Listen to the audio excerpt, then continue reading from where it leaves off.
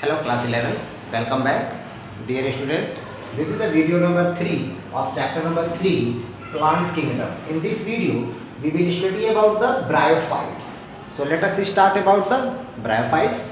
See, the word bryophyte is made up by two words. It is a Greek word bryon. Bryon means moss and phyton means plant. So we can say that it is a moss plant, and the study of bryophytes is known as bryology. Okay, so let us start about their habitat, nature, introduction, reproduction and economic importance. See here, the bryophytes are the non-vascular terrestrial plants of moist habitat. They are the non-vasculars, means they do not have the vascular bundle. They are the non-vascular plant. They having the terrestrial habitat. They found on the land. One exception also, one species of Rixia flutans, which is totally aquatic, but that is the exceptional case. But majority of bryophytes are the terrestrial plants and having moist habitat. They found in the moist area, moist soils. One important term is used for the bryophytes. They are known as amphibians of the plant kingdom. They are the amphibians of the plant kingdom because they live in the soil, but they need water for their sexual reproduction. They also play a very important role in the succession on bare rock or soil along with the lichens. Okay, they are the advanced than algae. They are unicellular or multicellular rhizoids. Have the unicellular or multicellular rhizoids, either it is smooth walled or tuberculated. Okay, they lack the true root, true stem and true leaf. They still lack the true root, true stem and true leaf, but they have root like structure known as rhizoids. The main plant body of bryophyte is haploid and they produce the gamete. That's why it is known as gametophyte. And these gametophyte bears a multicellular sex organs. The sex organs of bryophytes are known as antheridium and archegonium. Antheridium is the male sex organ and archegonium is the female sex organ. Antheridium produce a biflagellate anthrozoids, whereas archegonium produce a single egg.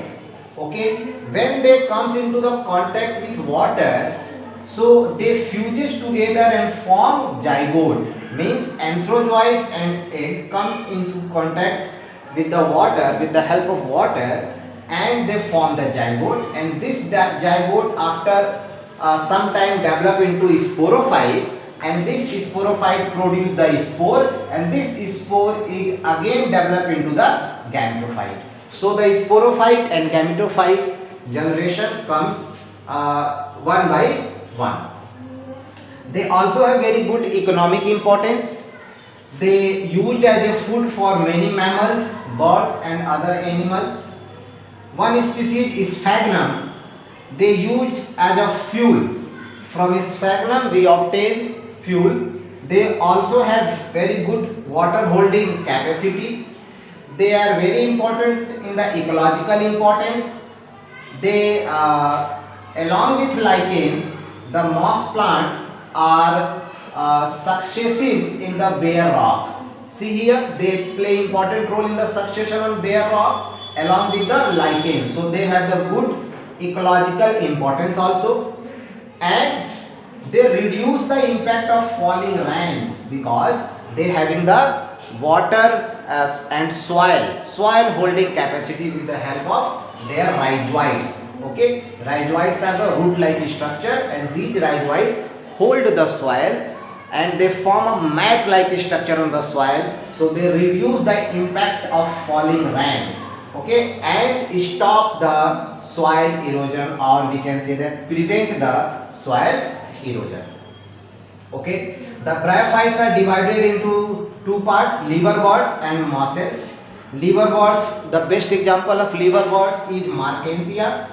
Okay, Markensia having asexual reproduction by fragmentation, and one important asexual reproducing body is Gymma cup form in the Markensia, It is a cup-like structure, green structure. After the detachment from the parent body, it is germinate to a new Markensia.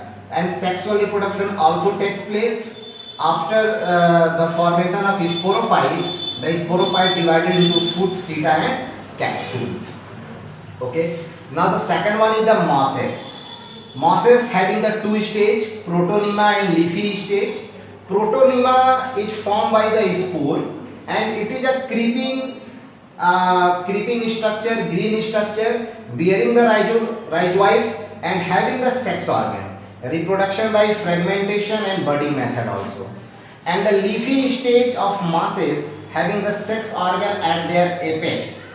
After the fertilization, they form the zygote. This zygote develop into sporophyte, and this sporophyte is divided into foot, seta, and capsule.